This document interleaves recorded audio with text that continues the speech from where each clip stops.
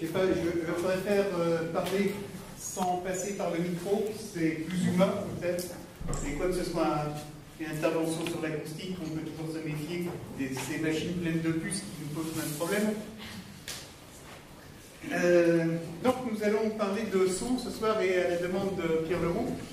On va faire ça à peu près en 3 parties, puisque l'intitulé de cette intervention, c'était collecte et interprétation de documents sonores. François David. Nous allons donc, dans un premier temps, essayer de nous imaginer et essayer de vous expliquer ce que c'est que le son. Alors, au cours des interventions et si vous avez des questions un peu et des précisions à me demander, n'hésitez pas à m'interrompre. Je vous poserai de plus en plus régulièrement si tout va bien. Mais on va aborder des choses un petit peu compliquées dans un premier temps, enfin pas compliqué, un peu ardu, sans excès. Et puis ensuite, on vous amener un peu de matériel pour voir quel matériel vous pouvez utiliser sur le terrain.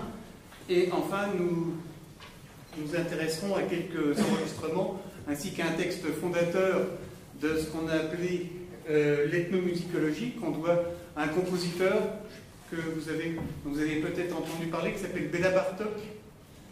Non, ça vous dit quelque chose, et qui a écrit un texte fondateur qui s'appelle « Pourquoi et comment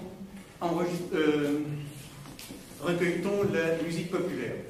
Alors ce texte est fondateur parce que c'est un des seuls textes qui présente une méthodologie qui est encore valable actuellement, puisqu'autrefois, tout ce qu'on a pu recueillir avant l'invention de l'enregistrement comme musique était noté avec notre solfège traditionnel.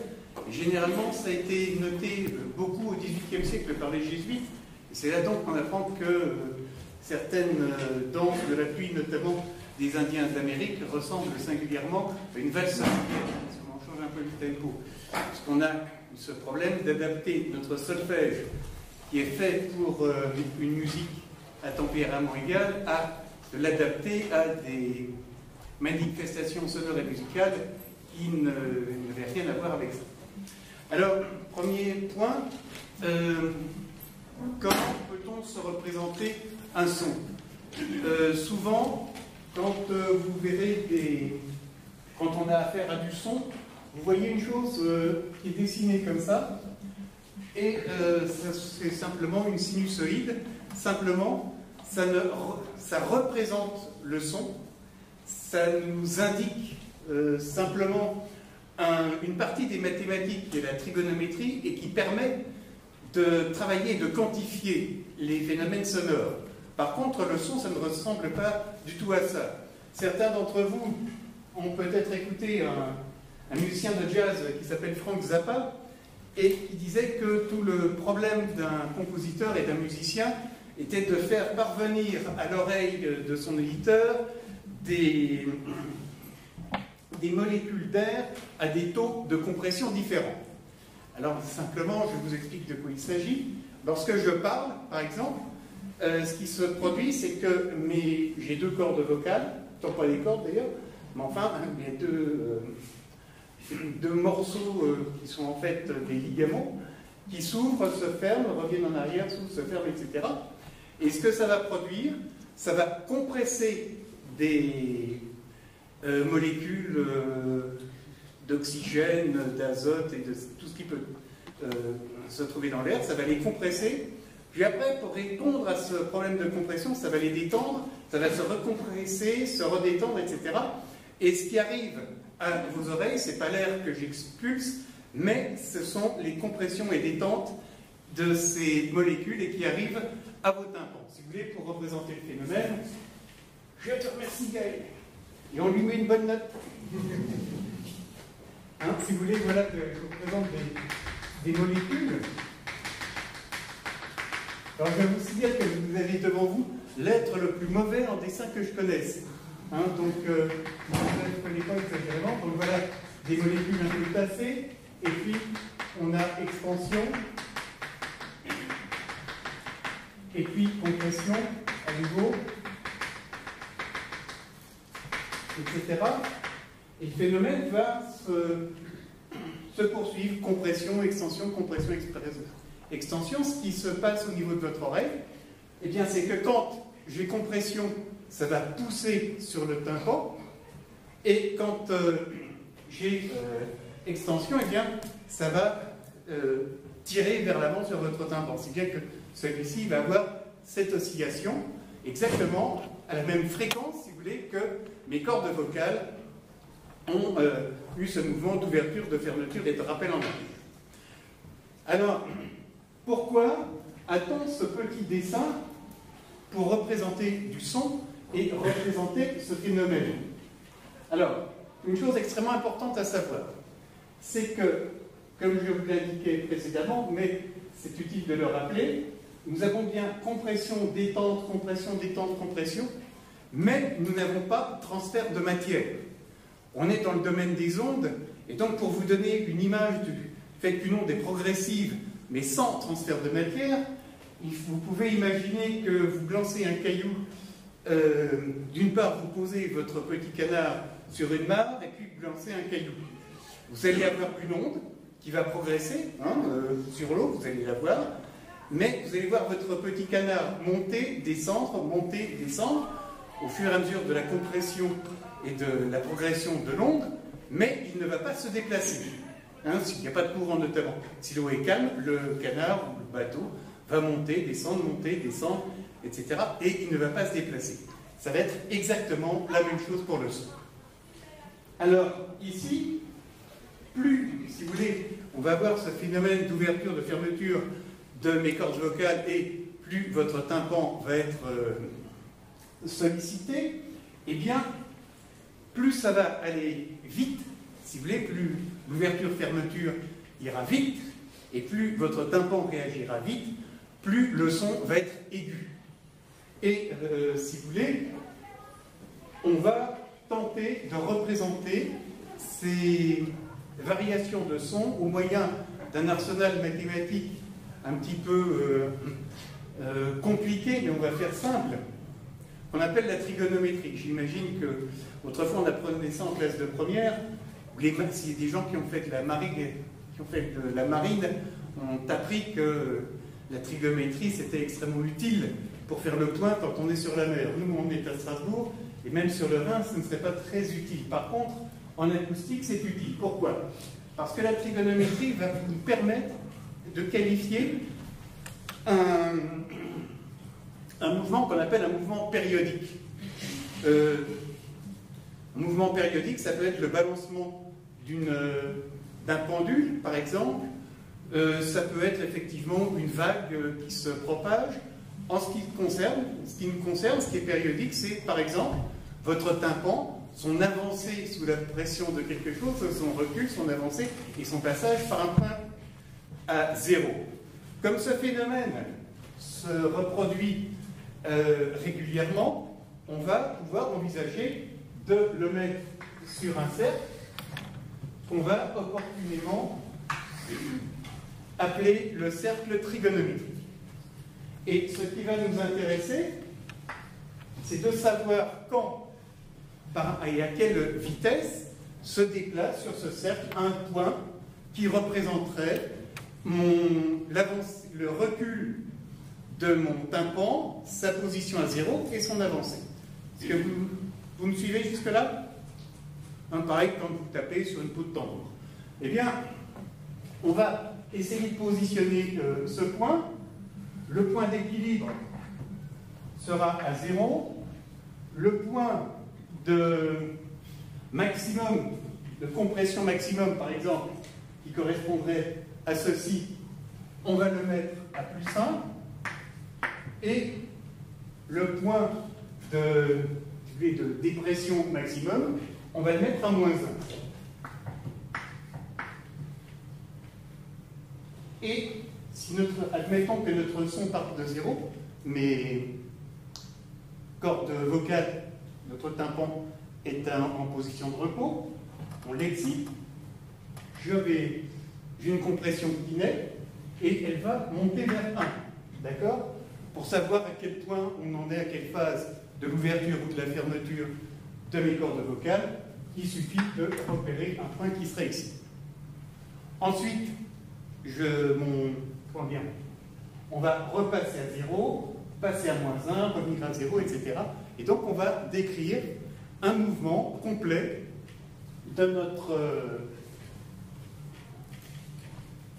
de notre mouvement, et on va appeler ça, ça va ressembler à ça, on va appeler ça une onde. D'accord? Alors pourquoi? On a bientôt fini ce qui est embêtant, hein, vous affolez pas.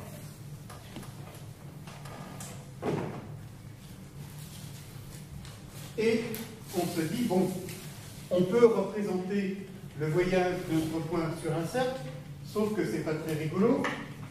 On va donc mettre un axe du temps, donc ce x, y, x', pardon, on va donner ça en temps, qu'on va mesurer en secondes, comme ça, et si vous voulez, avec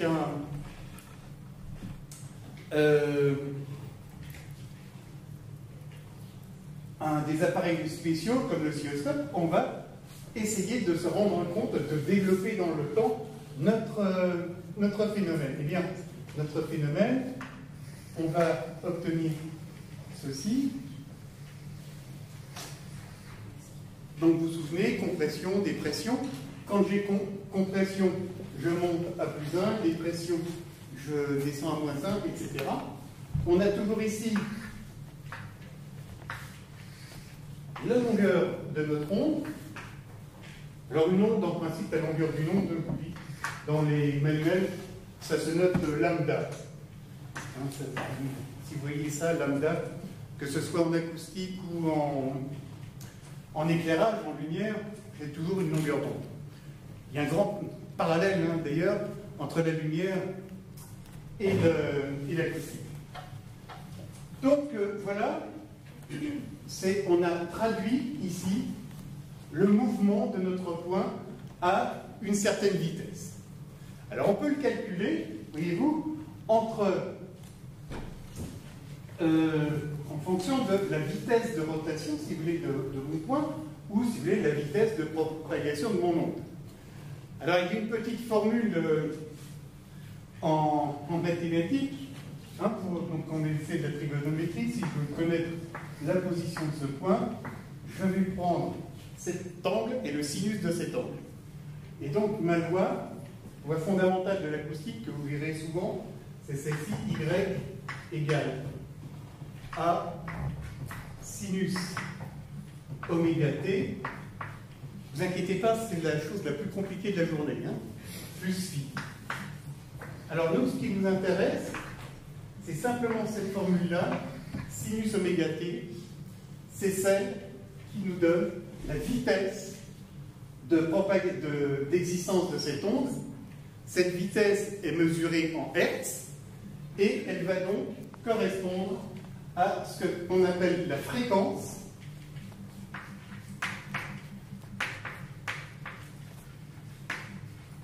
qui est exprimée donc en Hertz. D'accord? Le Hertz est donc une unité qui nous permet d'appréhender la hauteur d'un son. Vous avez peut-être entendu parler du lac 440 Hertz. Ça veut dire qu'on a 440 allers et retours de cette onde en une seconde. Notre fréquence qu'on utilise beaucoup en son, c'est la fréquence de 1000 Hertz. Je ne sais pas, certains font d'enregistrement. Au début d'un enregistrement, en principe, on va mettre une fréquence de 1000 Hertz qui sera une référence pour la suite de l'enregistrement, et notamment pour les personnes qui sont amenées à travailler ultérieurement sur vos enregistrements. Donc, nous venons de, grosso modo, d'écrire et de voir à quoi correspond une fréquence, une hauteur, qui est donc mesurée en Hertz. Sachez que le Hertz a été inventé dans la deuxième moitié du 19e siècle, et ça nous pose une petite question intéressante, c'est que avant, on n'avait pas quantifié la hauteur d'un son, était une chose compliquée puisqu'on ne pouvait pas le mesurer. Donc, souvenez-vous que quand on va parler d'acoustique, de son, on ne peut en parler d'une manière objective que de manière assez récente, donc depuis 2 siècles, grosso modo, puisqu'avant, cette notion objective de hertz et de hauteur, on ne pouvait l'appréhender que d'une manière subjective. Alors, un son, si vous voulez, va donc être caractérisé d'une part par sa fréquence. Ici, par principe, j'ai pris, et pour me simplifier les calculs, j'ai pris une hauteur de plus 1 et de moins 1, qui va, et vous voyez que ça correspond, grosso modo, à la grandeur de ma courbe, c'est-à-dire à son amplitude. Et bien, l'amplitude va nous donner une autre caractéristique d'un son qui va être sa puissance. Si vous voulez, on va appeler son intensité. Alors l'intensité, je vais faire simple, je ne vais pas vous embêter avec des notions mathématiques plus avancées, mais sachez que vous avez une loi, vous avez fait des études de perception peut-être, communication.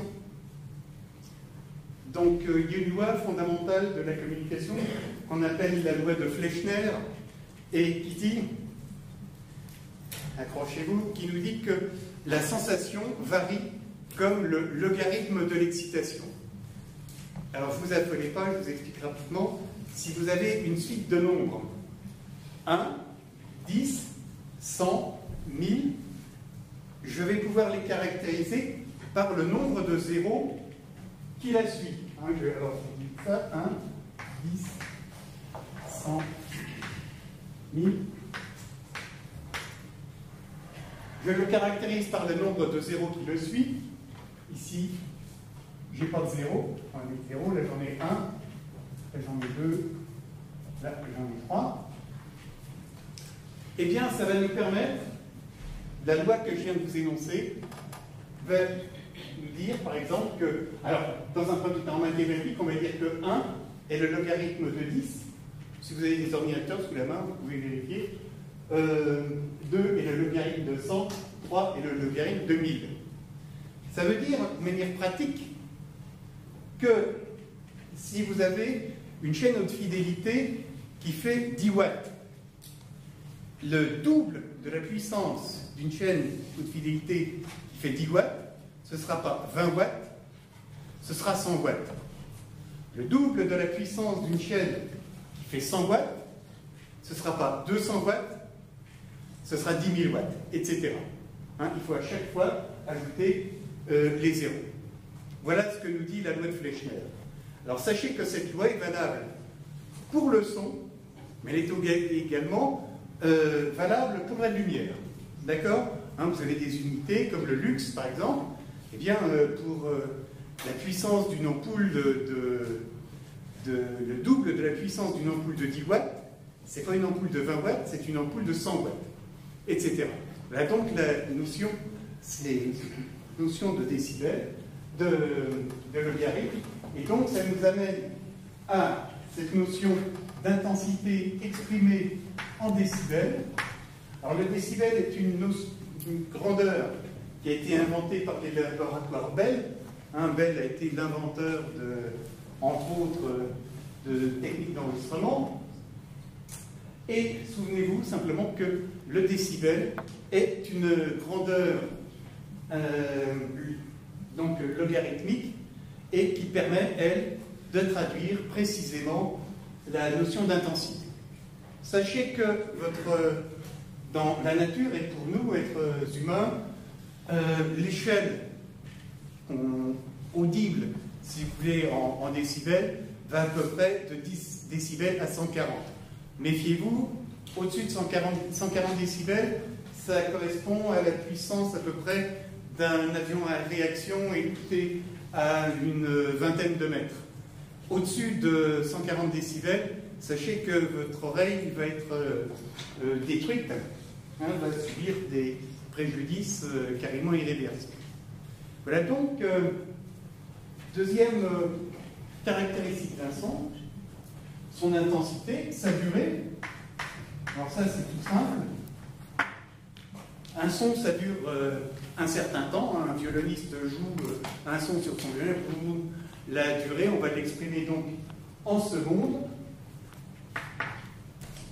Et enfin, le dernier point important sur le son, ça va être les caractéristiques, ça va être son timbre.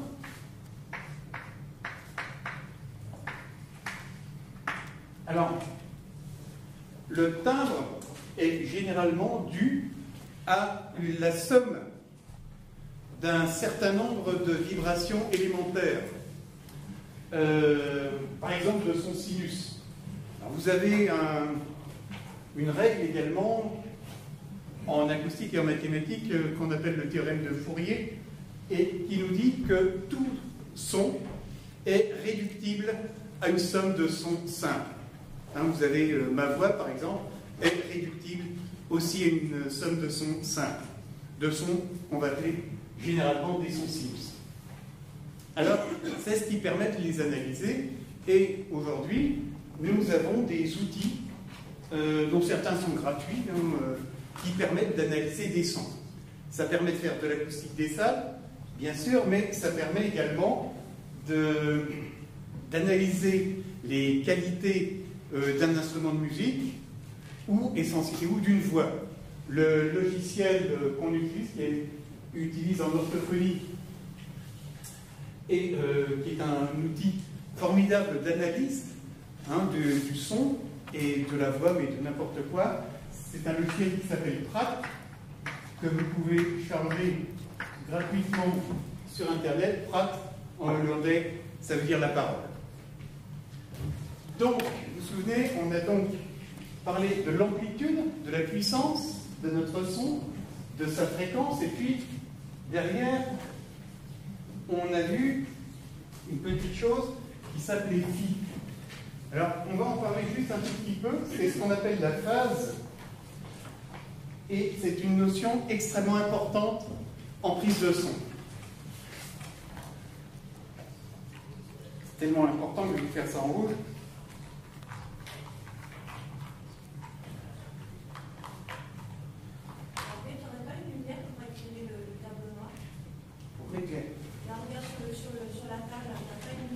Alors, éclairage cher.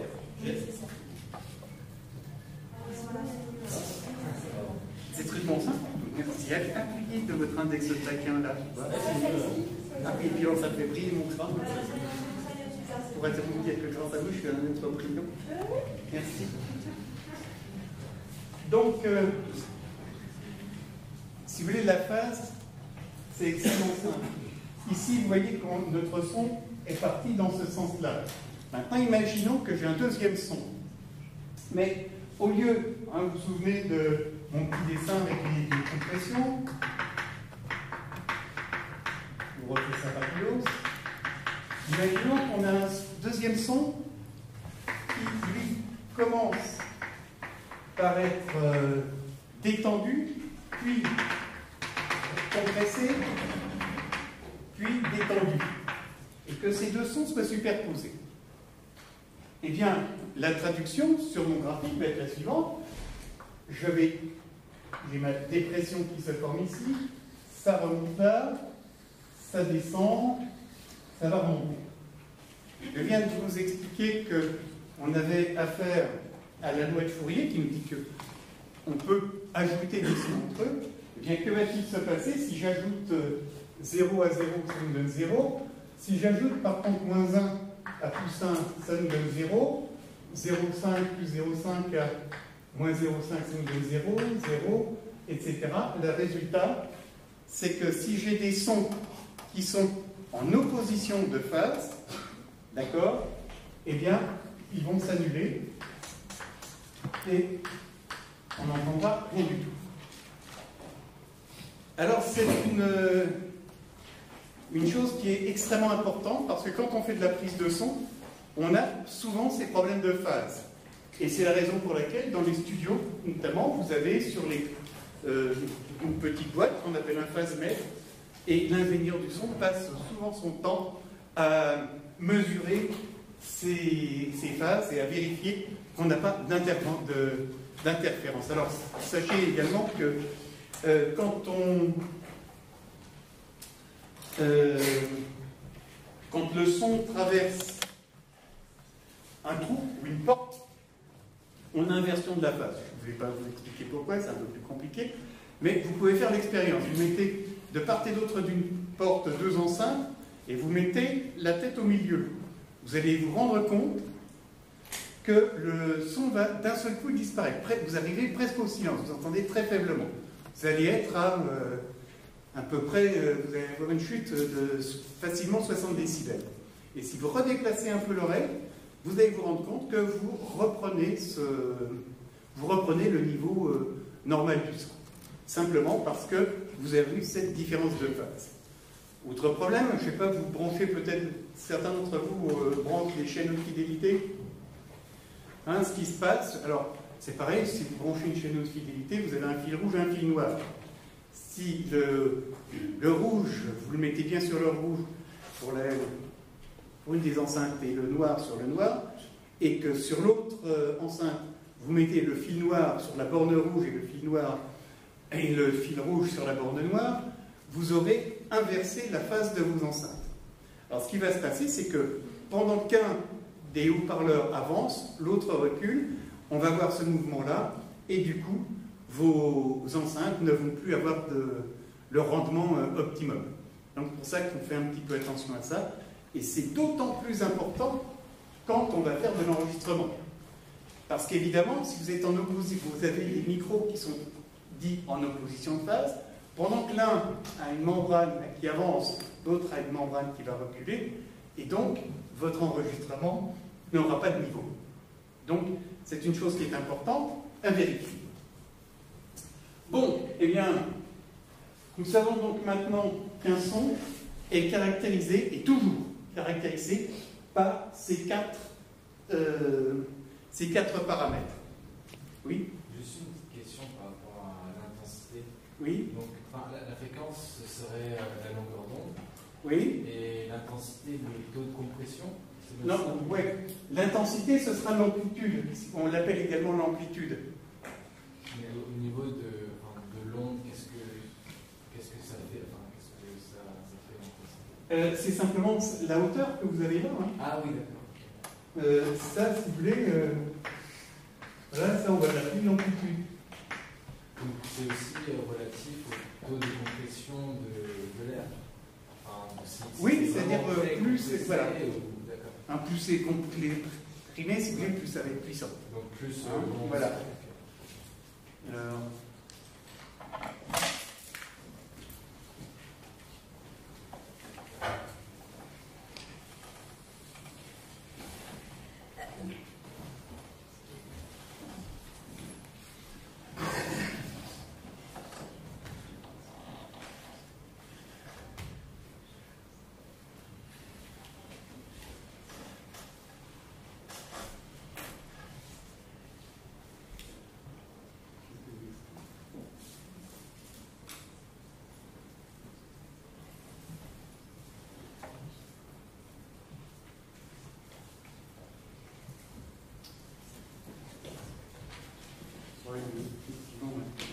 Oui, mais plus.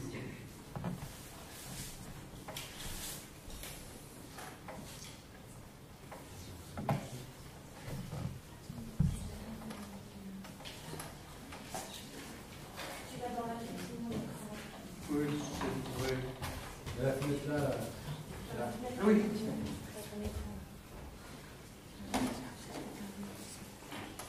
Eh ben non. C'est là, il marche.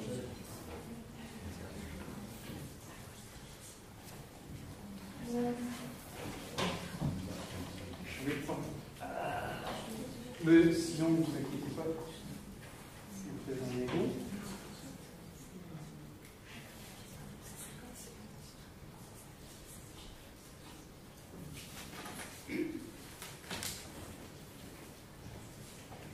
Bien, nous allons.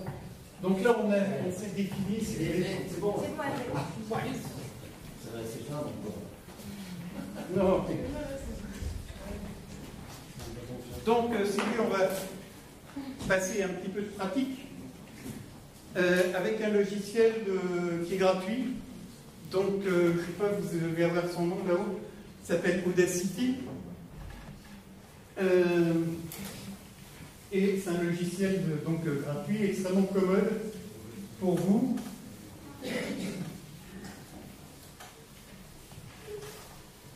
Pour faire de l'enregistrement et quelques traitements de son. Alors, si vous voulez, donc pour enregistrer, je vais juste enregistrer. Alors, oui, bonjour messieurs, dames, je suis très heureux d'être près de vous ce soir.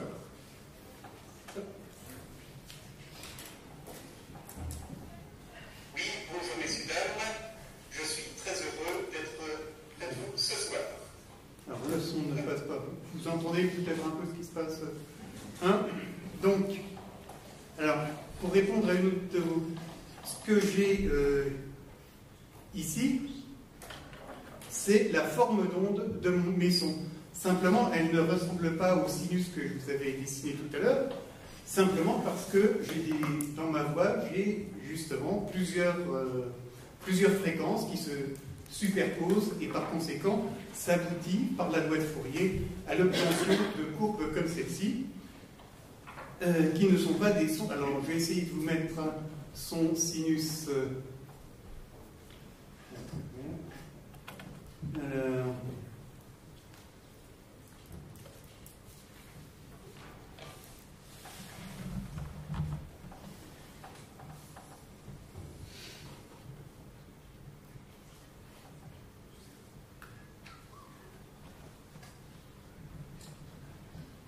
Alors, en enregistrement, ici, on va critiquer mon enregistrement. Vous allez voir que ici, vous avez des lunettes. Je suis très heureux d'être près de vous ce soir. Et vous voyez que je suis rentré dans ce qu'on appelle le rouge, c'est-à-dire que j'ai trop de modulation pour mon appareil. Et par conséquent, ça provoque une chose qu'on appelle la saturation. Donc, en enregistrement, c'est ce qu'on va essayer d'éviter. Le problème, c'est qu'autrefois, quand on enregistrait en analogique, des magnétophones professionnels admettaient tout à fait qu'on puisse, qu'on puisse dépasser, être un peu dans le rouge, dépasser les eurodécibels. Mais avec les appareils numériques, si on le fait, on risque non pas de la saturation, mais une faute de quantification, et par conséquent, le son ne pourra plus le récupérer. Hein, il sera perdu qualitativement de manière absolument définitive. D'accord? Donc moi je vous encourage à charger ce logiciel sur lequel vous allez pouvoir importer des sons. Par exemple, une fois que vous enregistrez, il n'y aura aucun souci. Vous travaillez peut-être avec ce logiciel d'ailleurs? Oui. Hein, donc il n'y a aucun souci pour importer le fichier son que vous allez sortir.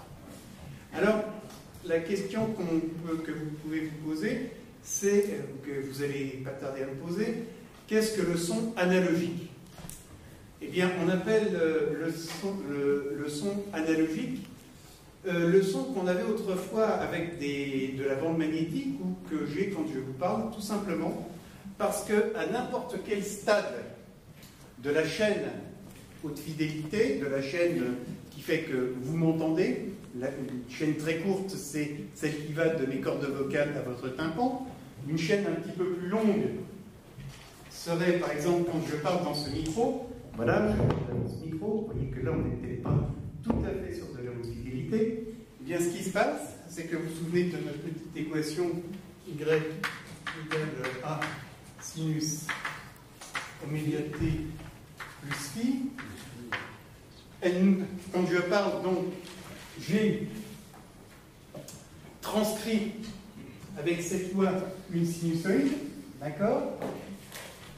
Eh bien, quand je vais parler devant mon micro, dans un micro, il y a une petite capsule qui va transformer, en l'occurrence dans ceux-là, qui vont transformer de l'énergie mécanique en électricité. Donc, ça fonctionne comme votre tympan. Si ici, je suis toujours... Alors, je fais un dessin. Ceci est une bouche. Je parle devant un micro.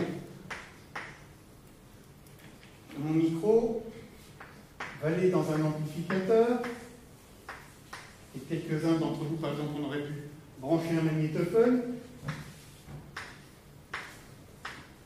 Et puis, ça va repasser dans un amplificateur et finalement aller sur une enceinte.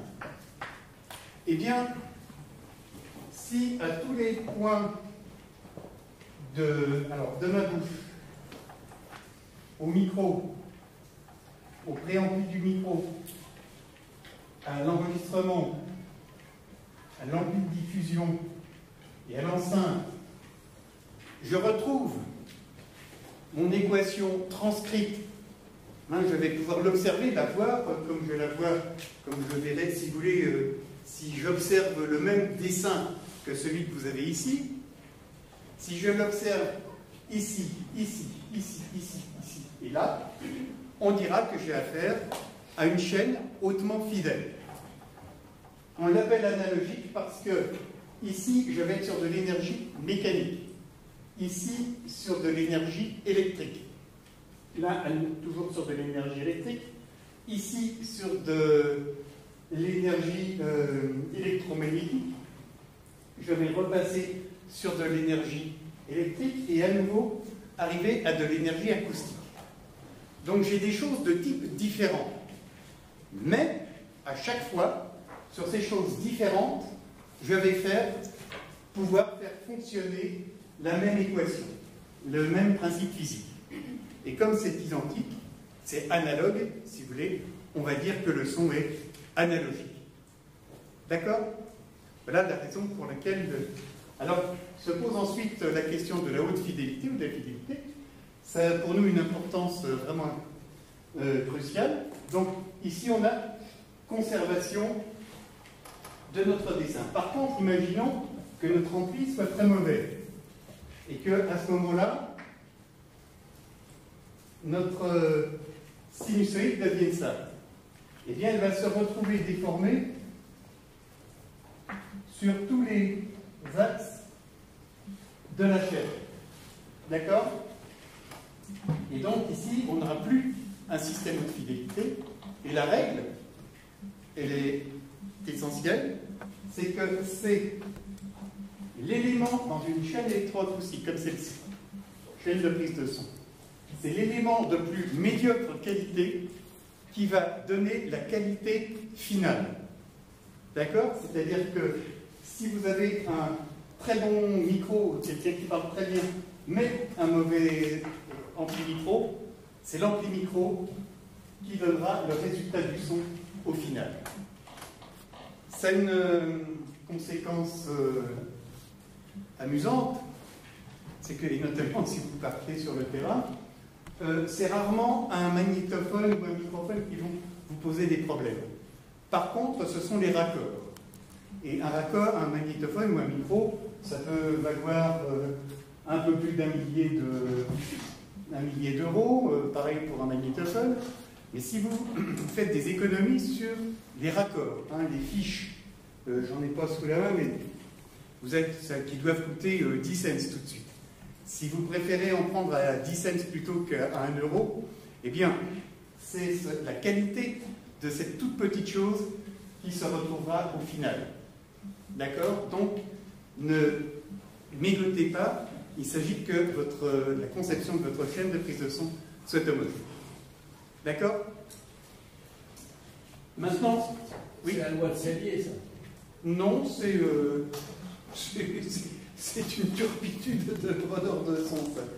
Et vous verrez que dans la pratique, je vois notre camarade David Durstel qui fait aussi de la prise de son, pourra vous dire que dans la pratique, ce sont 90% des problèmes qu'on a en enregistrement sont des problèmes de raccord.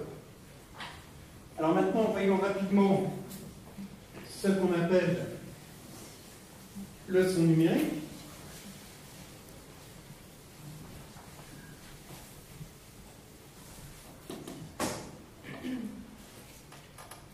Donc, le son numérique, c'est extrêmement simple.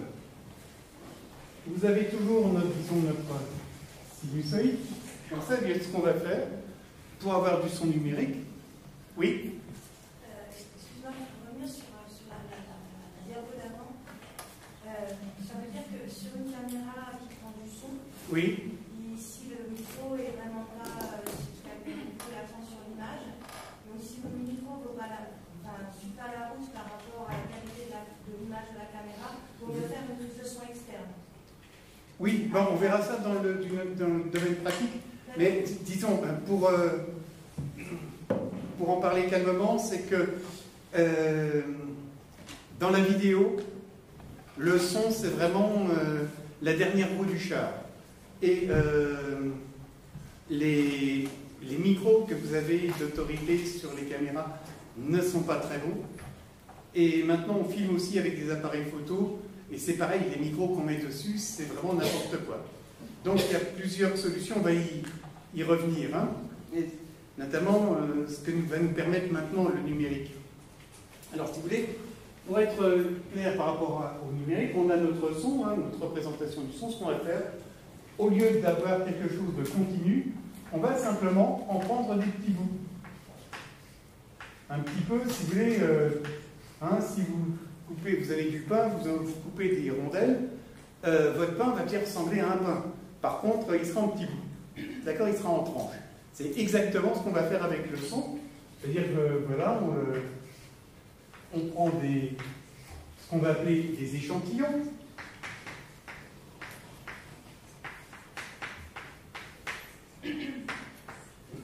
Et on va en prendre un certain nombre. Alors, il y a une loi qu'on appelle la loi de Shannon. Ça n'a rien à voir avec la jeune femme qui joue dans une histoire de sorcière. Hein. C'était un physicien. La loi de Shannon nous dit tout simplement que pour avoir un son de qualité, la fréquence d'échantillonnage doit être le double de la fréquence recherchée. C'est-à-dire, par exemple, si vous voulez enregistrer des sons à 20 000 Hz, hein, ce qui est la limite supérieure de l'audition humaine, plutôt vers les très jeunes gens d'ailleurs que les gens qui ont au-delà de 20 ans, eh bien, pour enregistrer des sons à 20 000 Hz, il faudra échantillonner à 40 000. D'accord? Si vous voulez simplement entendre de la voix comme je suis en train de parler, je ne sais pas combien vous enregistrez, mais disons que si vous enregistrez à 20 000 Hz, ça suffira puisque ma voix doit en ce moment, étant ce lieu, être à peu près, avoir des transitoires à 10 000 Hz au maximum. D'accord? Donc, loi de Shannon, on va enregistrer et on va échantillonner plutôt au double de la fréquence voulue. Ça nous amène à une fréquence d'échantillonnage que vous connaissez peut-être. Est-ce que vous avez déjà entendu parler de 44 kHz, 44 000 Hz?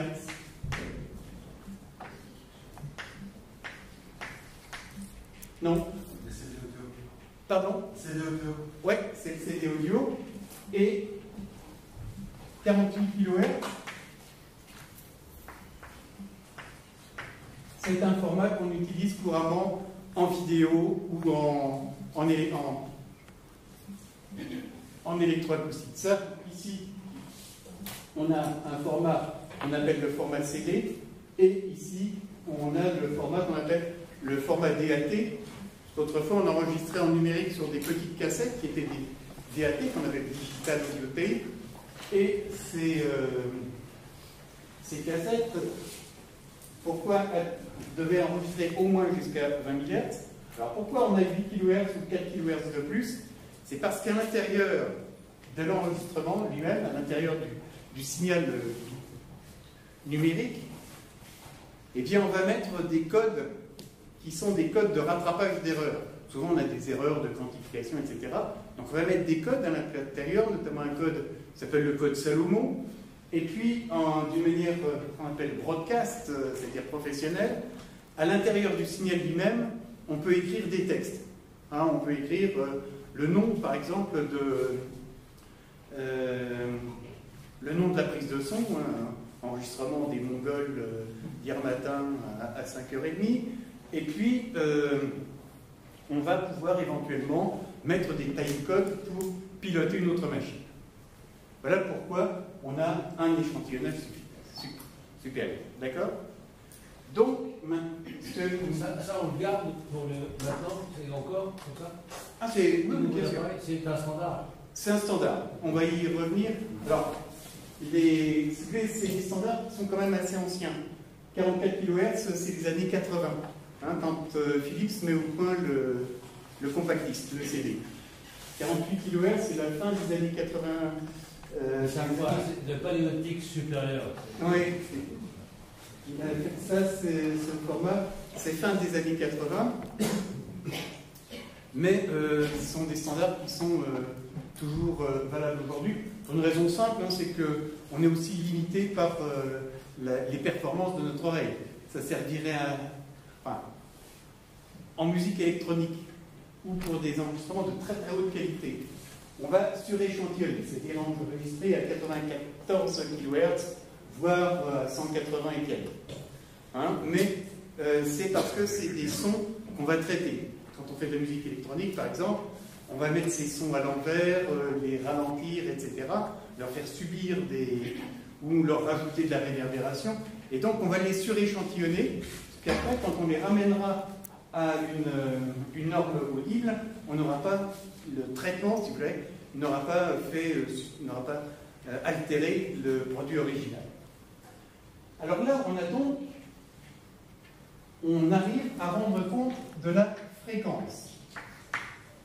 Alors c'est pareil, hein, si vous voulez, si vous avez enregistré de la voix, par exemple, juste un document sonore qui est destiné à être retranscrit, vous pouvez diviser cette fréquence par 2, hein, enregistré à 22 kHz. Le son ne sera pas beau, hein, pas très beau, ce ne sera pas du son hautement fidèle, mais largement suffisant pour qu'on puisse retranscrire le texte sur papier. Alors nous avons bien rendu compte de la fréquence. La durée, c'est tout simple. Hein, j'enregistre 5 secondes, bon ben voilà, c'est 5 secondes, il n'y a pas de souci. Maintenant, la question de l'intensité. Alors la question de l'intensité, on la règle de la manière suivante, c'est qu'on va prendre sur notre courbe un certain nombre de points pour savoir s'il y a du son ou s'il n'y en a pas. Et, par exemple ici, on aurait pris ces points, eh bien, ça va nous donner la définition du son, mais nous la donner en fonction donc de son intensité. Ici, si je n'avais fait pas ça, mon son, je ne l'entendrais pas. Et c'est donc, on va donc, ce qu'on appelle quantifier notre onde. D'accord? Et la quantification se fait par des puissances de 2. Hein, c'est du binaire qui nous intéresse. On prend des points binaires. Et donc, on aura des 2 puissance 2, 2 puissance 4, 2 puissance 8. Généralement, ce qu'on va retenir, c'est 2 puissance 8 qui vont nous donner, oui, qui vont nous donner une définition de 16 bits. Et donc, on dira, par exemple, qu'on a un son, on a fait un enregistrement, alors, qui est de 44 kHz sous 16 bits. 44 kHz sous 16 bits, c'est la norme du CD. Hein, alors, il y a une chose commode dont vous pourrez vous souvenir, c'est que 44 kHz sous 16 bits, en stéréo, ça correspond à 1 minute. Hein, ça nous donne 1 méga sur 1 minute. D'accord? 1 méga 1 méga sur 1 minute. Hein, ça vous permet de calculer le temps restant. Si vous êtes en stéréo, si vous passez en mono, tout simplement, vous doublez votre temps. Vous aurez 2 minutes, au même format. Alors, 44 sous 16 bits, je vous disais, c'est la norme CD, donc mise au point fin des années 70, début des années 80. Vous avez certains écoutent des CD encore? Ouais. Est-ce que vous connaissez la durée d'un CD? à peu près, quand vous en achetez un vierge, par exemple. Ça dure un tout petit peu plus longtemps. Ça dure en principe 74 minutes. Est-ce que vous savez pourquoi?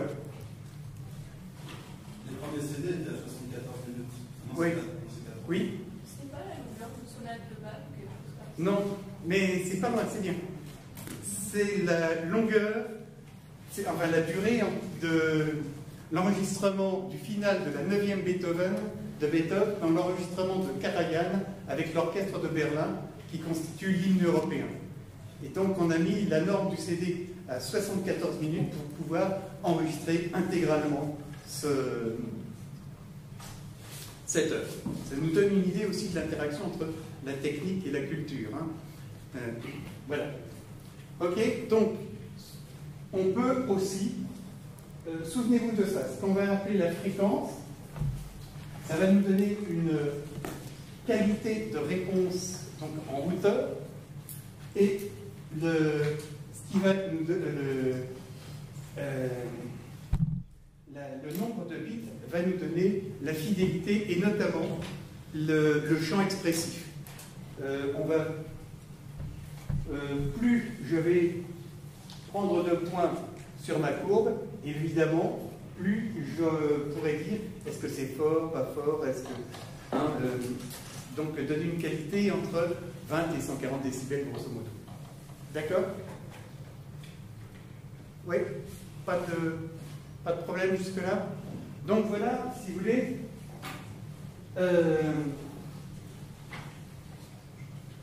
les bases qui vont nous permettre de comprendre ce qu'on appelle l'enregistrement, soit analogique, soit numérique.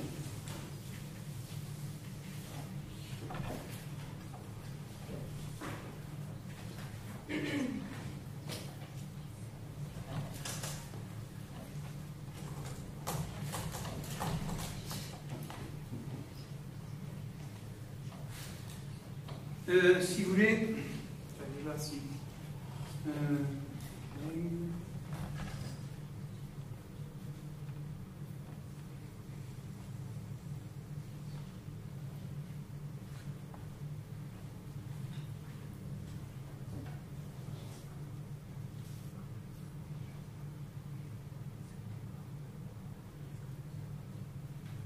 Alors là, je vous ai généré un son de 440 Hz qui correspond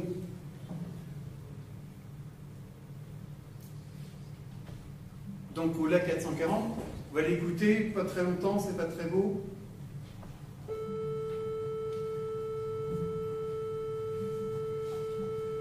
Et si je zoome dessus,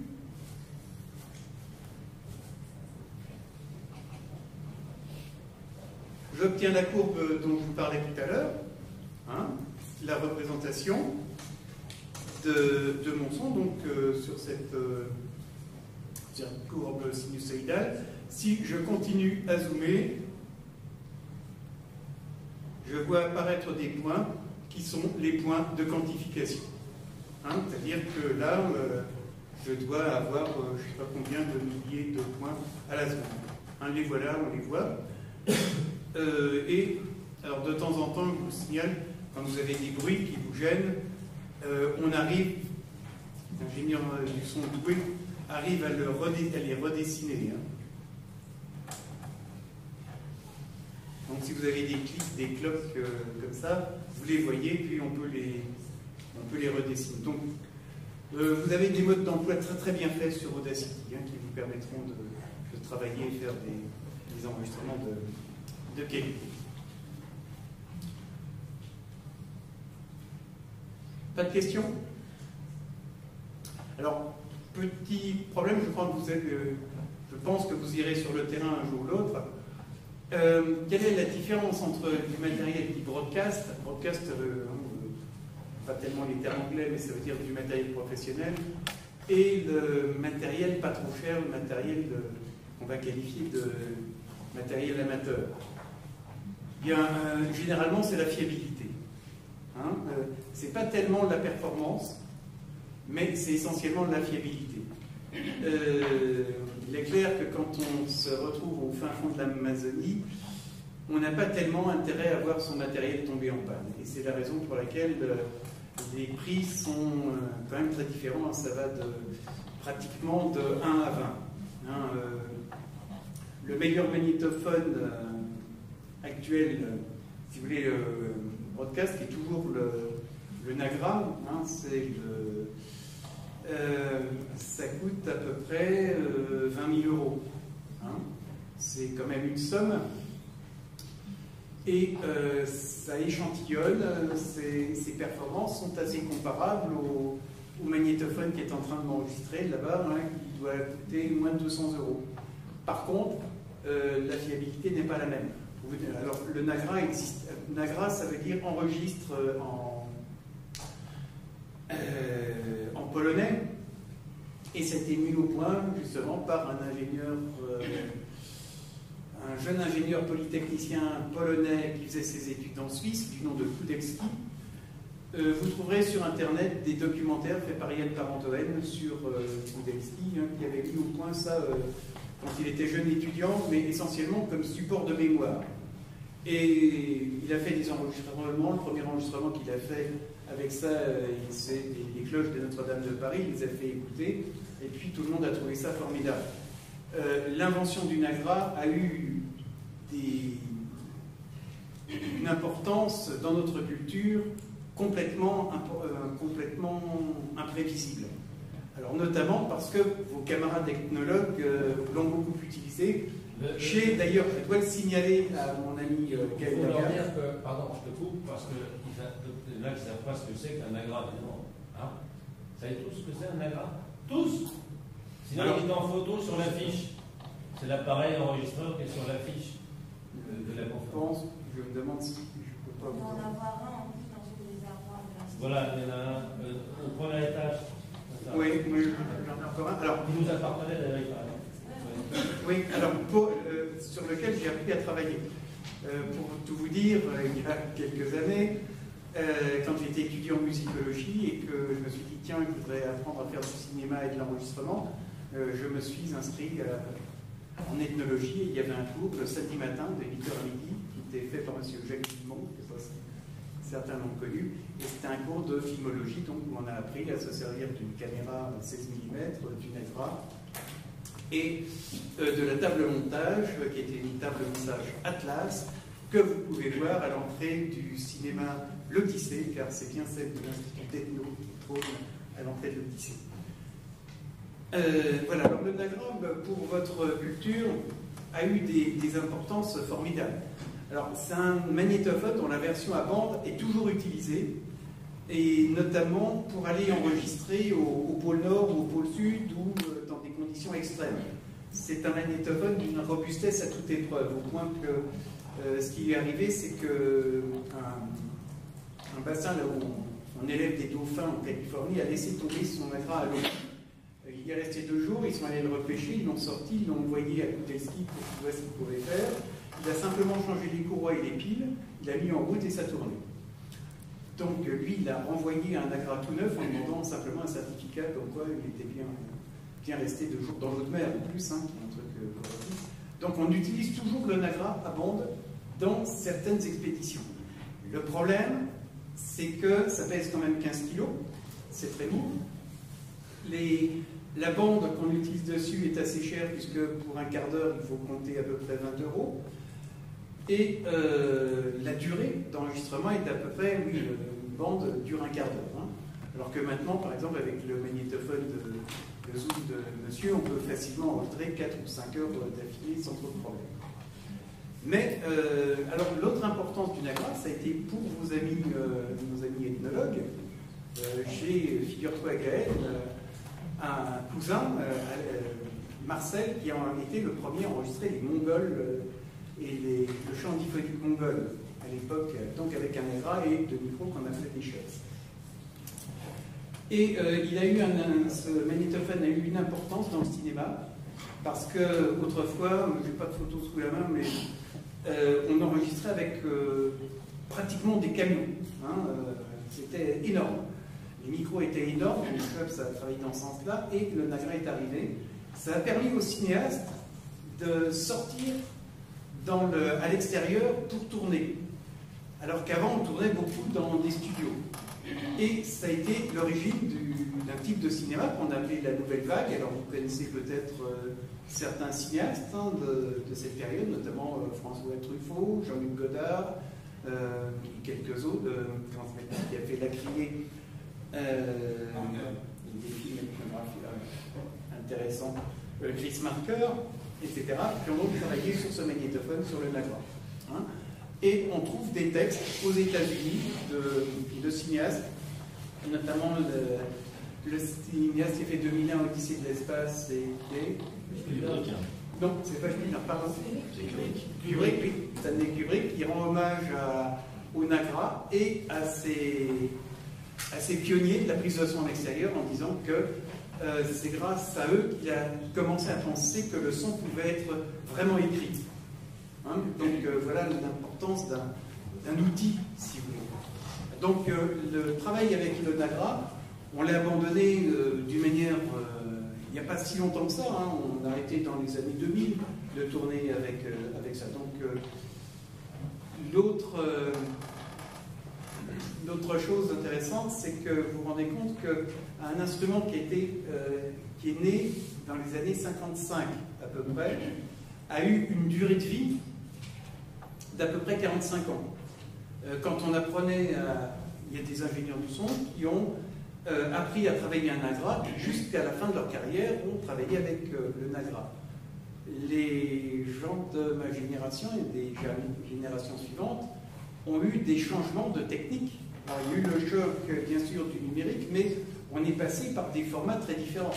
On est passé par la bande magnétique, puis on est passé par le DAT, puis on est passé par comment ça s'appelle, le mini-disque. Hein, je ne sais pas si ça dit encore quelque chose, mais qui était un truc fait par Sony, qui était le mini-disque. Puis on est arrivé à d'autres supports. Maintenant, le support à peu près standard, c'est soit la carte compact flash, soit la carte SD. Hein, mais j'attire votre attention sur il y a eu d'autres supports plus hallucinants les uns que les autres. Il y a eu un format qui était un format Philips qui était assez amusant, enfin et intéressant parce qu'il permettait d'enregistrer soit des cassettes audio normales, soit d'utiliser la cassette audio comme support numérique. Alors c'était vraiment intéressant, c'était bien vu, mais ça n'a pas eu de succès, ça a été concurrencé par le DAT de Sony. Alors ça nous pose aussi un autre problème en termes de son, qui est que beaucoup d'archives sonores intéressantes sont des supports comme le mini-disque ou précisément ce format Philips. Eh bien, on n'arrive plus pratiquement à trouver de magnétophones pour les lire et les travailler dessus, c'est vraiment compliqué. Il y a des possibilités à l'INA, ici d'ailleurs en sciences aussi, mais ça coûte à chaque fois, il faut faire de la transcription et c'est très cher et ça prend beaucoup de temps. Hein, pour copier ne serait-ce que du DAT ou de la bande, on ne peut le faire qu'en temps réel. Alors que vous avez l'habitude maintenant de faire que vous enregistrez sur comment dire, une carte mémoire, le transfert est pratiquement immédiat. Alors que quand on a une bande, même une bande DAT qui dure 2 heures, le temps de copie c'est 2 heures. Et évidemment, quand on va travailler là-dessus, on le facture. Alors ce qui est un petit peu, je tire votre attention là-dessus, c'est que beaucoup de documents intéressants vont dans un avenir proche devenir pratiquement inaccessibles. Hein, donc à peu près tout ce qui a été enregistré entre les années 85, pour être large, et 2005. Là on a 20 ans. Alors l'autre péril du numérique, et vous le savez peut-être, c'est sa durée de vie. Vous le savez, on a constaté que les disques des Beatles, même achetés dans le commerce, avaient tendance à s'effacer. La durée de conservation... Les disques ou les CD? Les CD. Ah bon? Oui, et que le grand problème de l'INA actuellement, c'est de savoir comment on va conserver les archives numériques. C'est assez amusant de voir d'ailleurs une espèce de tarte à la crème autour de la numéralisation de tout ça, ce qui part peut-être d'un bon sentiment en voulant le mettre en rendant accessible à tout le monde. Mais le vrai problème, c'est qu'on sait que d'ici 20 ou 30 ans, une grande partie des archives numérisées ne seront plus accessibles et seront pratiquement effacées. L'autre chose que vous savez peut-être, c'est que les militaires se sont vraiment intéressés beaucoup à la question. Et que les grands dangers ne viennent pas forcément des bombes atomiques, mais sans doute des bombes électromagnétiques, qui sont des bombes qui vont avoir la capacité, ça a été utilisé en Irak d'ailleurs, la capacité d'effacer et de perturber constamment, de manière très, très importante, tout le trafic numérique. C'est-à-dire qu'une bombe qui exploserait ici, les ordinateurs, il n'y en aurait plus. Les mémoires seraient de tous vos ordinateurs, de vos fichiers, de vos cartes son seraient effacés, etc.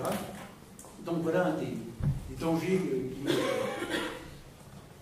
Et curieusement, et c'est ça qui est tout à fait étonnant, c'est qu'il est facile, par contre, de travailler sur d'anciennes archives. Travailler sur des archives qui sont sur bande magnétique. Tu es en train de dire que tout va se passer? Ah bah c'est en train. Mais nos travaux aussi. Mais il faut que tu recopies tout à la main. Est-ce qu'on imprimait? Oui, on l'a imprimé, il faut... 20 ans, il nous reste. Ah non, mais alors, ce qu'on fait, c'est qu'on essaie de les restaurer, rénover, mais le grand problème de l'INA actuellement et de pas mal de fonds de conservation, c'est ça. Mais est-ce qu'on ne pourrait pas stocker ces données sur un serveur? Enfin, après, le serveur... C'est le même problème. Oui, oui, s'il y a une bombe qui éclate, c'est sûr que le serveur... Alors on peut effectivement les mettre ailleurs, mais... Mais même sur le serveur, ces données ne restent pas. Et la cire, ça n'a pas utile, la cire? Ah ben, les données... Alors, curieusement, ce qui est très amusant, c'est que, par exemple, les disques vinyles, il n'y a aucun souci. Même les rouleaux, si vous voulez... il y a une petite oxydation du rouleau, mais enfin bon, les rouleaux, vous en avez qui datent de 1898, qui sont encore audibles. Hein, et puis ça, par contre, le numérique, c'est bien, parce qu'on peut le nettoyer et entendre vraiment ce qu'il y a dessus. Hein, donc, voilà, c'est notre paradoxe, c'est qu'on a choisi la quantité contre la qualité. Oui? Ah, non, je vous recoiffe maintenant. Oui? Je voulais vous parler de la compression et puis des changements au niveau des formats, passer par exemple du MP3 sur autre chose et aussi des textes à chaque fois. Alors, oui. Alors, il y a deux types de compression. Hein. On va utiliser, par exemple, quand vous écoutez, c'est une chose assez banale à vous dire, mais vous avez remarqué, ou on vous l'a dit, que quand vous regardiez la télé et que brutalement la publicité arrivait, vous avez eu l'impression que le son était plus fort. Alors, ça vient d'un outil qu'on appelle le compresseur. Et le compresseur fonctionne de la manière suivante. Quand je vous parle, par exemple, je pourrais parler doucement, ou bien parler plus fort. Eh bien, si vous écoutez une pièce de musique ou une émission à la télévision, et que d'un seul coup ça parle très doucement et puis après ça parle très fort, vous auriez tendance à être là avec votre télécommande, à monter le son, à le descendre, à le monter ou à vous pencher, etc. Pour éviter ça, on va utiliser cet outil, un compresseur, qui va faire que, au lieu d'avoir une aire expressive, si vous voulez, entre 20 et 140 décibels, on va la réduire considérablement et on va la mettre, disons, arbitrairement, alors il y a des normes là-dessus, entre 40 et 70 décibels. C'est-à-dire qu'on l'aura réduit pratiquement de 2 tiers. D'accord? Et par conséquent, vous n'aurez pas à essayer de monter ou de descendre le son, qui sera toujours à peu près équivalent. Pour les publicitaires, eux, vont compresser encore un peu plus, et du coup, votre son va donner l'impression qu'il est plus fort. En fait, non. mais simplement il est plus compressé. On n'a plus de, il n'y a plus du tout de pianissimo, il n'y a plus, voilà. Et donc on a l'impression qu'il est plus fort. Une fois de plus, on est dans le domaine des sensations. Donc on a l'impression que, alors que ce n'est pas forcément la réalité physique. Voilà donc un aspect de la compression, ce qui est très utilisé en variété. Et puis la compression à laquelle vous faites allusion, notamment avec des formats comme le MP3, il va utiliser une autre forme de compression qui a beaucoup à voir avec la compression de l'image, par exemple. C'est-à-dire que comment ça fonctionne d'une manière logique, c'est dire que, par exemple, ce son-là, il ressemble au son qu'on avait un peu plus loin. Donc, on va dire que c'est le son qui est un peu plus loin. Un peu comme vous faites de la photo, vous savez, c'est du rouge, bon ben, tous les rouges vont un peu se ressembler. Et on va les numéroter comme ça, les numériser comme ça. Et du coup, on va avoir des fichiers qui sont beaucoup plus légers. Par contre, on n'aura pas une très grande fidélité de son. De même que si vous compressez trop une image, vous aurez une perte de la finesse des couleurs, etc. Donc voilà c'est ce qu'on appelle de la compression, mais là c'est destructif. C'est-à-dire qu'on détruit un signal pour le compresser.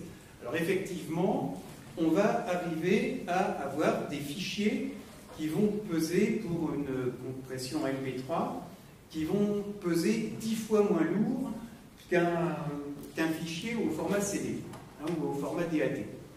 L'intérêt, c'est qu'on va pouvoir les mailer facilement, on va pouvoir en mettre beaucoup sur son téléphone ou dans son Walkman, etc. Mais on aura une perte quand même assez considérable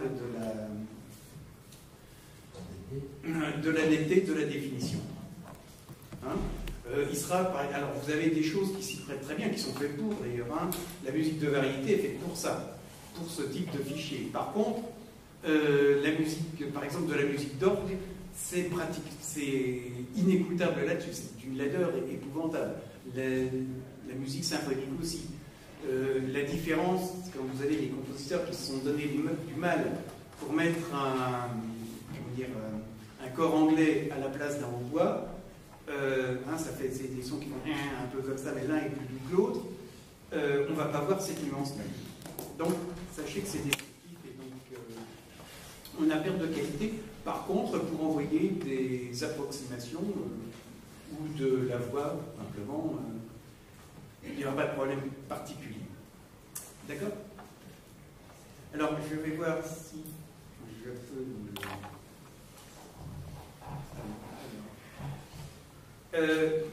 Maintenant, on a parlé, donc, on vient d'aborder le problème de l'exploitation d'un document ethnographique en se disant que la première chose, exploiter un document ethnographique qui a été fait il y a quelque temps, ou que vous allez faire, c'est de pouvoir le lire.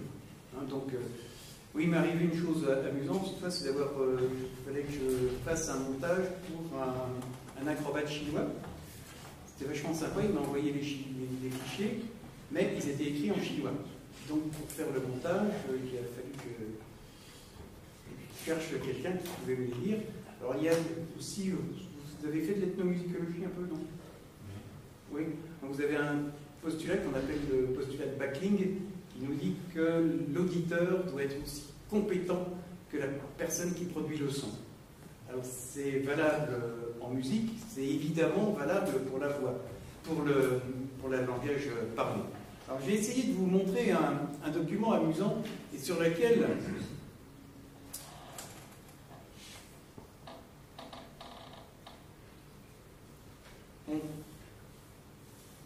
alors, est-ce que vous le voyez? Ah, par contre, je ne sais pas si on va avoir du son. Je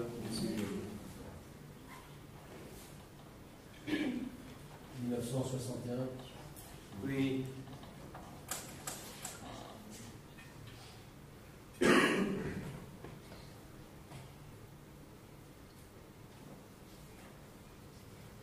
Il n'y a pas de son au début, c'est normal.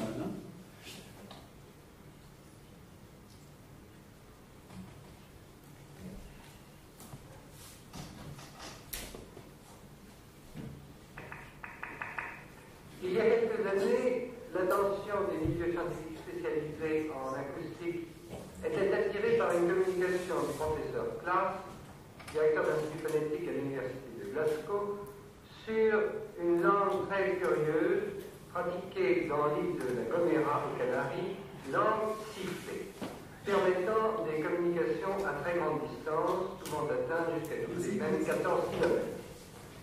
À la suite d'un colloque qui s'est tenu à Paris en 1959, nous avons fait publier dans la presse spécialisée un compte rendu de cette réunion. Et un lecteur l'instrument que vous voyez là nous a écrit quelques semaines plus tard, que vous avez pu voir, c'est ce qu'on appelle un oscilloscope, et ça permettait justement de donner une trace de ces sons sinus dont je vous parlais tout à l'heure. Et dans un premier temps, on analysait les sons avec ça. Autant vous dire que c'était quand même assez délicat. Quand on faisait de la musique aussi de synthèse, musique électronique, on travaillait avec ça, et on faisait des sons et on prenait des photos, des Polaroids à l'époque pour essayer de pouvoir les retrouver après. Alors vous allez voir, ce document est tout à fait intéressant parce qu'il y a une espèce de mise en scène, et c'est un peu un document ethnographique. Alors ce qui est très curieux, c'est qu'on parle d'une langue sifflée qui se trouve très loin, et il y a un monsieur qui arrive et disant « mais dans un petit village des Pyrénées, là en France, il y a la même chose ». à ce sujet. Maître Gilbert, est-ce que vous pourriez nous relater quel était le contenu de votre lettre? Ayant lu l'article auquel vous venez de faire allusion, j'ai tenu immédiatement à vous signaler le langage sifflé utilisé par les habitants d'un petit village pyrénéen, non loin duquel je passe habituellement mes vacances. Ce petit village s'appelle Ars, et il est situé non loin de la station thermale des Aubonnes, à proximité du col d'Aubisque, littéralement accroché au flanc de la montagne à une altitude de 800 mètres.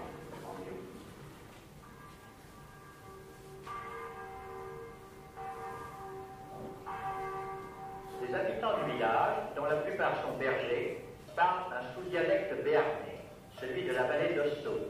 C'est cette langue qui est sifflée. Permettant des communications à distance d'une vallée à l'autre, ce patois local appartient, comme tous ceux de la région, à un dialecte ayant une matrice d'origine espagnole. Alors on va voir un agra.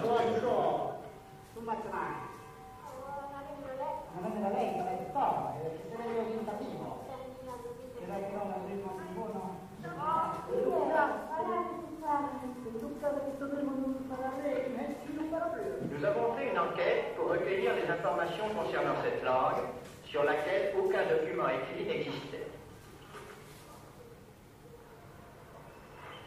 Nous avons interrogé un des habitants du pays. Comment vous appelez-vous? Je m'appelle Pierre Soustral du village d'Ars. J'ai été berger dans la montagne et j'ai pratiqué autrefois le sifflet. Pourquoi l'utilisiez-vous? Pour communiquer à distance avec nos bergers. À quelle distance? Ça dépend. 1 à 2 km. Quand le vent est bon, par exemple, jusqu'à la crête.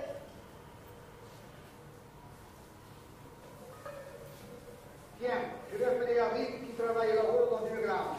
Et il va me répondre.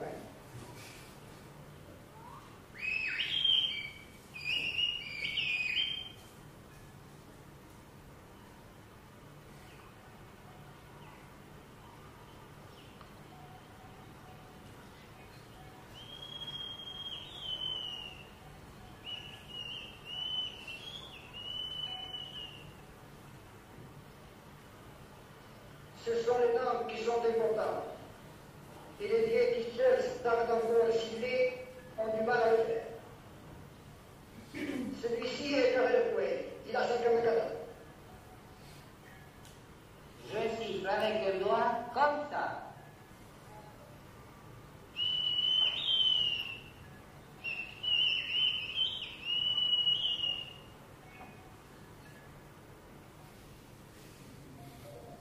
Et celui-là, sache que il a 71 ans.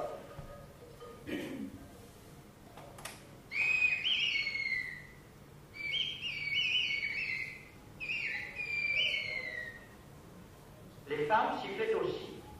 Voici Anitou Palas, qui est fermière à Assouste. Oui, j'habite en Sousse, tout petit né au village de Dax, j'ai appris le sifflet dans ma fenêtre. Pouvez-vous nous citer une phrase? Par exemple, porte-moi le râteau. Oui, encore toi, porte le râteau.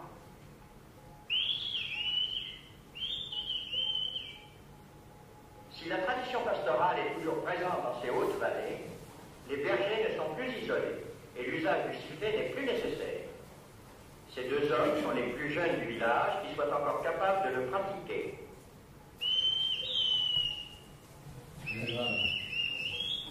Voilà. Donc, ce que vous voyez là, ont permis. C'est justement cet outil-là, hein, c'est un agra.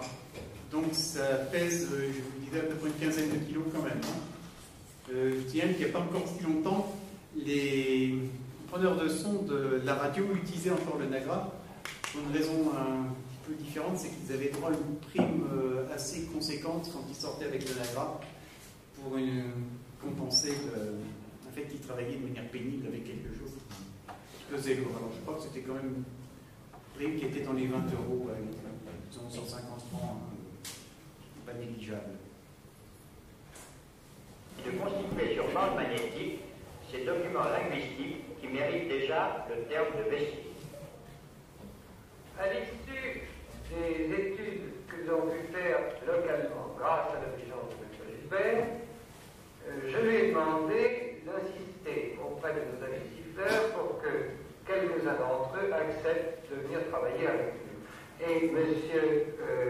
Garrett Joseph et M. Clément Harry ont bien voulu venir jusqu'à Jouy avec le Dr Moll au laboratoire. Nous avons commencé une étude expérimentale de ce moyen de communication extraordinaire.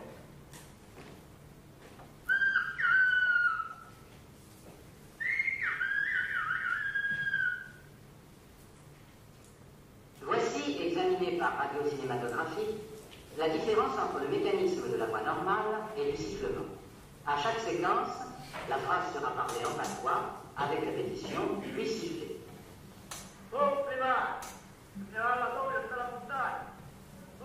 Tout d'abord, le mouvement des organes dans la voix parlée, la position de la langue, de la glotte et des parois du larynx.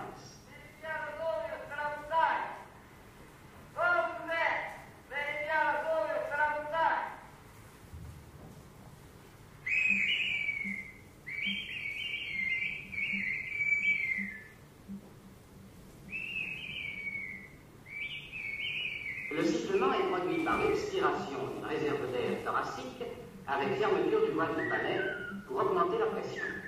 Il est modulé par la vibration très importante de la pointe de la langue entre les dents du maxillaire inférieur.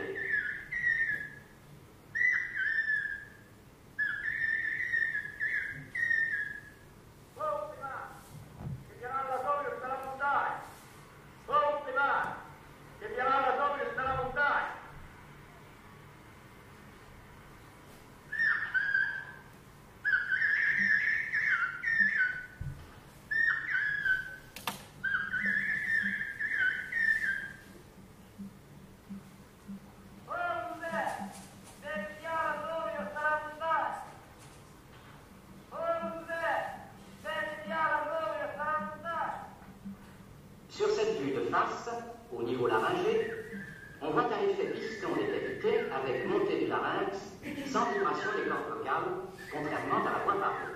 On va peut-être s'arrêter là. Si vous faites une recherche... J'ai le fait, vous donnerez. Voilà, sinon vous faites une recherche langue sifflée pyrénéenne, vous allez tomber dessus. Hein. Il est sur le site de l'IRD. Oui, c'est ça. D'ailleurs, sur ce site, il y a plein de trucs. Bien. Alors, on va revenir un petit peu à l'idée de vous signaler des problèmes. Ici, on a affaire à un film, et quand autrefois on voulait filmer, alors que ce soit dans un premier temps avec du film, des caméras 16 mm, ou un peu plus tard avec des caméras vidéo et avec un magnétophone extérieur, le vrai problème, c'était de synchroniser. On a eu beaucoup de problèmes de synchronisation dans notre utilisation, et notamment au niveau technique. Alors, sur le matériel que vous aviez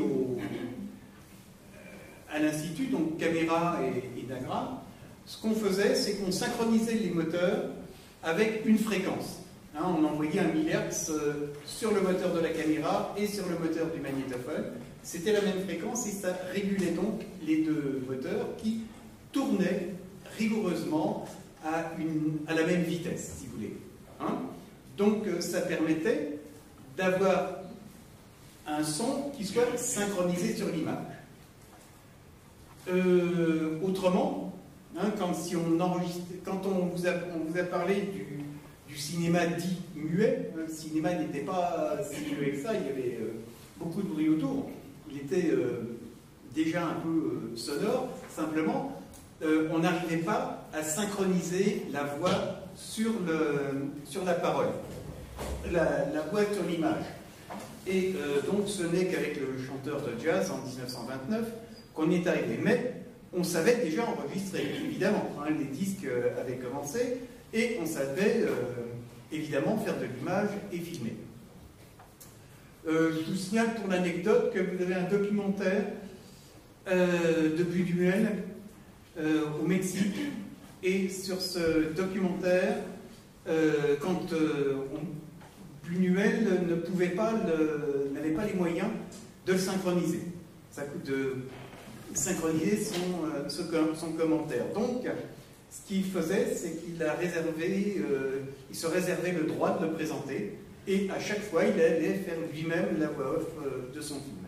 Et ce n'est que plus tard, dans les années 30, qu'il a eu les moyens, les prix avaient baissé un petit peu, de synchroniser lui-même ce film. Hein. Je vous le signale parce que une anecdote qui montre que le fait de synchroniser n'a pas été aussi évident.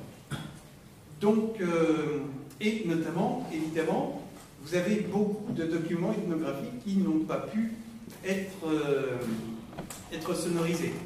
C'est pour ça que souvent on a recours à la photo et à l'enregistrement plutôt qu'au film. Alors on va essayer de... Donc nous aujourd'hui, on n'a pas ce problème de synchronisation pour une raison simple, c'est que nos appareils numériques sont fiables à peu près au 5 millième de seconde, ce qui est largement suffisant. Donc si vous faites par exemple, vous filmez avec n'importe quelle caméra qui fonctionne sur qui a comme support une compact flash ou une carte SD et avec un magnétophone numérique qui fonctionne lui aussi sur ce type de support, il vous suffira de faire un clap de synchro et vous n'aurez pas de problème. Alors, pas de problème pour resynchroniser vos fichiers après. Ça a des conséquences tout à fait passionnantes. C'est-à-dire que d'une part, on n'a plus besoin d'une liaison filaire entre la caméra et le magnétophone. D'autre part, ça veut dire qu'on peut synchroniser plusieurs magnétophones pour la même prise de vue. Alors, dans certains cas, ça va être pour nous tout à fait intéressant. Moi, je fais un travail actuellement avec un ami photographe sur l'île, vous savez, la rivière. Hein. Il nous arrive de nous lever à 4h30, 5h du matin pour aller photographier et enregistrer le lever du jour. Donc, dans ces cas-là, lui il peut filmer, moi je mets plusieurs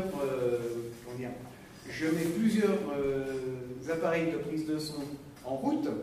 Je tape un grand coup sur des claves pour qu'on ait notre son de synchro et j'obtiens entre 12 et 16 pistes qui sont facilement synchronisées. Hein, donc, on n'a plus ce problème et ça fait pas longtemps. Hein, je vous signale, ça fait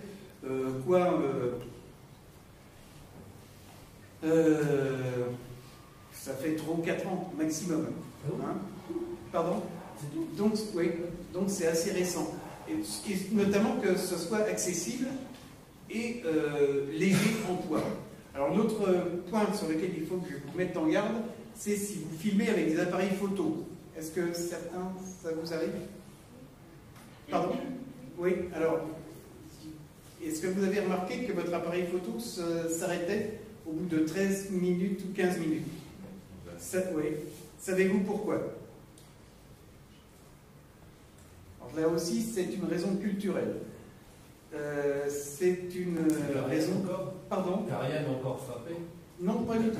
Ce qui a frappé, c'est la SACD et la loi de novembre 95 qui a imposé une taxe sur le matériel d'enregistrement, une taxe de 1,75% qui alimente un fonds que vous pourrez solliciter, qui est le fonds de l'ADAMI, et qui aide à la production de documentaires, de films ou de pièces de théâtre. Donc c'est une taxe qui frappe les magnétophones et les caméras, les magnétoscopes, les caméras, etc. Et si un appareil photo pouvait prendre plus de 13 minutes d'affilée de film, il ne serait plus considéré comme un appareil photo, mais comme une caméra, et par conséquent serait soumis à cette taxe de 1,75%. Voilà la raison pour laquelle votre appareil photo ne va s'arrêter au bout de 13 minutes ou un quart d'heure. C'est simplement une raison légale. Enfin, moi, ça m'amuse toujours de voir que c'est pas la technique qui est toujours... Avec le Nagra, on avait combien de... On avait un quart d'heure. Un quart d'heure, on a perdu 3 minutes. Mais on aurait eu là, Nagra, enfin, si vous achetez un Nagra aujourd'hui, vous pouvez, il sera frappé de cette taxe. Nagra existe toujours. Alors on va... Je voulais vous montrer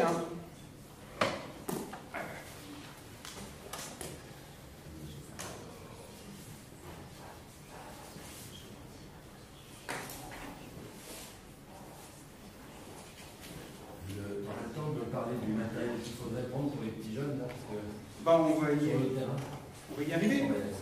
Donc, si vous voulez aller sur le terrain, alors ça dépend sur quel terrain vous allez.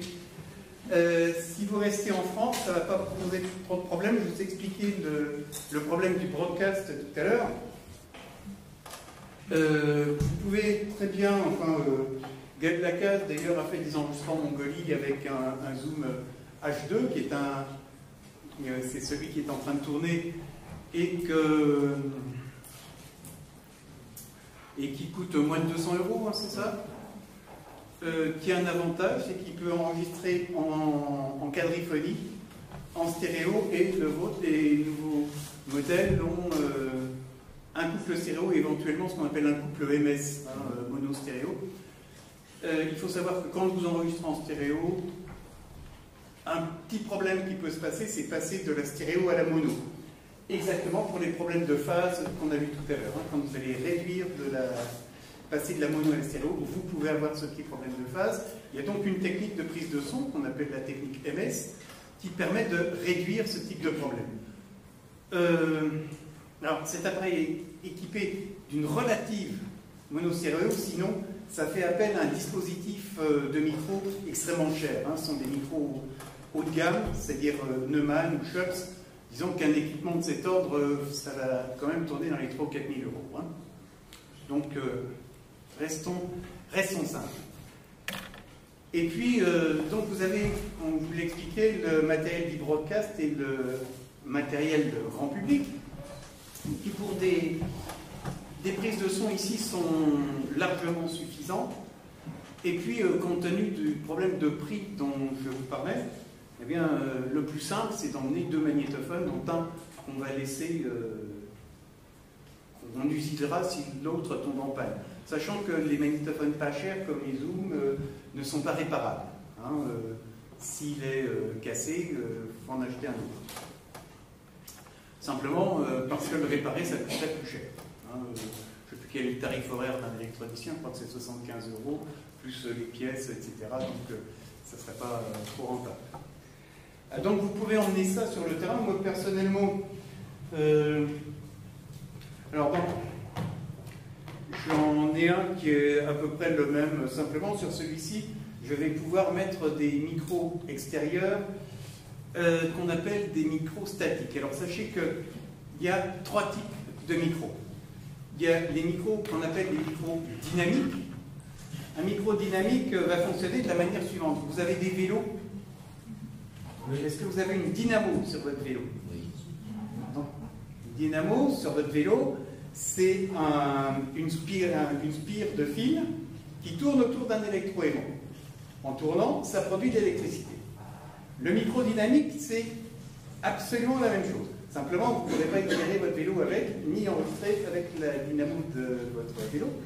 Mais simplement, ce qui va se passer, c'est quand vous parlez devant, hein, vous vous souvenez de notre mouvement, comme ça, donc vous avez une membrane qui va capter ce mouvement et qui va faire que ce qu'on appelle l'appareil mobile va se déplacer dans la bobine, dans une bobine hein, qui produit donc un champ magnétique. Et en se déplaçant, ça va produire de l'électricité. Et ça va produire cette électricité à la même fréquence que se déplace notre membrane. D'accord? Et donc ce son, on va avoir une électricité vibrée en fréquence, exactement à la fréquence devant laquelle j'ai parlé, où vous avez enregistré le son. Alors ces micros sont très pratiques, mais ils ont un défaut, c'est que l'électricité qu'ils vont générer est extrêmement faible. Et par conséquent, ce sera soumis à tous les champs magnétiques et à toutes les perturbations qui peuvent traîner autour. D'autre part, on ne va pas pouvoir utiliser de grandes longueurs de câble. Sinon, ce sont des micros extrêmement fiables, un peu limités en fréquence, c'est-à-dire que on va enregistrer grosso modo entre 50 et 15 MHz. Donc voilà. Alors, ces micros, par contre, sont extrêmement fiables. Hein. Vous avez un micro de référence qui est le signal, alors je vais vous donner les ordres de prix, qui est le Beyer M160, qui doit coûter dans les 360 € à peu près. Mais une fois de plus, c'est des micros vraiment très très fiables, et ce sont des micros que vous pouvez, le M160, on l'appelle le couteau suisse de la prise de son, parce qu'on va pouvoir aussi bien enregistrer de la voix de proximité qu'une ambiance sonore un peu éloignée, etc. Et il a un autre avantage, c'est que vous avez peut-être entendu parler de ça, il est tropicalisé. Est-ce que vous avez entendu parler de la tropicalisation? Alors, si vous allez, par exemple, enregistrer en Guyane ou en Afrique tropicale ou au Cambodge, etc., ce qui se passe, c'est que tout ce qui est métallique va recevoir de la condensation. Et cette condensation, la condensation et l'eau d'une manière générale, c'est très très embêtant pour l'électronique. Donc on fait subir aux métaux un traitement qui leur permet d'être, si vous voulez, de nous accueillir l'eau, de s'humidifier plus difficilement. Et ce traitement, c'est ce qu'on va appeler la tropicalisation. Alors vous avez des matériaux, des marques qui par principe sont tropicalisées, notamment Nikon, notamment le micro dont vous parlez, donc les Beyer. Hein? Par contre, si vous emmenez ce type de magnétophone dans une atmosphère très humide et chaude, ça risque de coincer un peu. Alors il y a des techniques pour ça. Hein? Dans vos sacs, vous avez souvent, quand vous achetez un matériel, vous avez ce qu'on appelle du dessiccateur. Hein, vous avez vu des petits sachets avec un truc blanc à l'intérieur. Ne les jetez jamais. C'est très efficace, ça permet d'absorber l'humidité. Donc, vos magnétophones, vous les laissez dans un sac avec ça à côté. Et s'il fait vraiment très humide, vous avez un dessiccateur naturel qui est très efficace, c'est le riz. Hein, donc, vous prenez du riz en sachet. Pardon ? Le riz qui n'est pas cuit. Oui, si possible. Enfin, à moins que vous ayez très faim. Mais vous prenez donc ce riz et vous le laissez dans votre matériel. Pas dans un sac, parce que sinon ça peut embêter le magnétophone aussi. Non, mais on met des... Non, vous savez, on trouve du riz en sachet à faire cuire, à plonger comme ça. Donc on met ce truc-là dedans, et le riz, c'est ce que vous faites, j'imagine, pour le sel. Hein. On met quelques grains de riz dans une salière et hop, ça absorbe l'humidité. On va faire la même chose dans son sac. Et donc on n'aura pas ce problème d'humidité. L'enregistrement et le matériel a 3 grands ennemis. L'humidité, le sable et la poussière. Il est plus difficile de protéger du matériel contre le sable que contre de l'eau. Hein, le sable se met surtout quand il y a un mouvement, le sable se met dans la graisse et arrive pratiquement à éroder vos rouages. Enfin, c'est vraiment un gros problème. Et donc toutes les poussières fines comme ça sont des gros ennemis. Et puis le dernier ennemi, c'est l'utilisateur en général, s'il utilise même son matériel. Donc nous avons vu le micro dit le micro dynamique. Maintenant on a un autre type de micro qu'on va appeler le micro statique. Alors la technologie est un petit peu différente. D'accord, le micro dynamique, c'est à quelle forme? Ah, c'est la forme d'un micro. Ah, c'est un micro extérieur? Ah oui, attends, j'en ai pas pris là. Oui, mais si vous voulez, quand vous voyez par exemple dans les interviews, vous voyez souvent des micros carrés comme ça. Alors ça, c'est d'ailleurs la seule marque de micro français. Mais c'est un micro dynamique où vous envoyez des ronds avec une grosse boule en caoutchouc comme ça. Ça, c'est le BIRM 160 dont je vous parlais. Mais c'est aussi un micro dynamique. Ça a la même forme que n'importe quel micro. L'autre type de micro qu'on va voir, c'est les micros dynamiques, les micros statiques, pardon, qui eux sont des micros beaucoup plus fins comme prise de son, en tant que prise de son, mais leur technologie est un petit peu différente. Je vous expliquais que quand on travaille avec un micro dynamique, il va produire de l'électricité, mais un courant très faible. Et bien là, ce qu'on va faire, c'est qu'on va envoyer un courant devant la pastille du micro, donc il y aura déjà de l'électricité qui existe, et quand la pastille du micro va simplement moduler le courant qui arrive. Donc si vous voulez, on a un courant qui arrive devant notre pastille, qui va vibrer, et notre courant va repartir vers le magnétophone une fois vibré. D'accord? C'est donc ce qu'on va appeler un micro statique. Pourquoi? Parce que si je ne lui envoie pas de son, si je... Oui. Non, 5 minutes, parce qu'après il ferme. Il nous enferme. Oh ben, il y a un service de petit déjeuner maintenant? Oui. Non, c'est pas bon. Mais si vous voulez, on pourra reprendre tout ça ou faire un atelier pratique si vous voulez. Donc le micro statique, alors. Donc voilà cette différence. Sur le zoom, enfin, c'est la raison pour laquelle moi j'ai ce zoom-là, c'est que dessus on peut envoyer, on peut alimenter, on peut envoyer l'électricité dans un micro. Cette électricité, si vous voulez, est normée aujourd'hui. On envoie une tension de 48 volts. Donc, si vous voulez, on va avoir des micros qui, du coup, vont être beaucoup plus sensibles. On va pouvoir tirer des câbles un petit peu plus longs. Alors, moi j'utilise par exemple, et puis moi j'utilise un micro comme celui-ci, c'est un micro statique. Donc, ça sont des AKG, et l'intérêt, c'est qu'on peut, enfin sur ce type de micro, on peut changer la capsule qui est devant.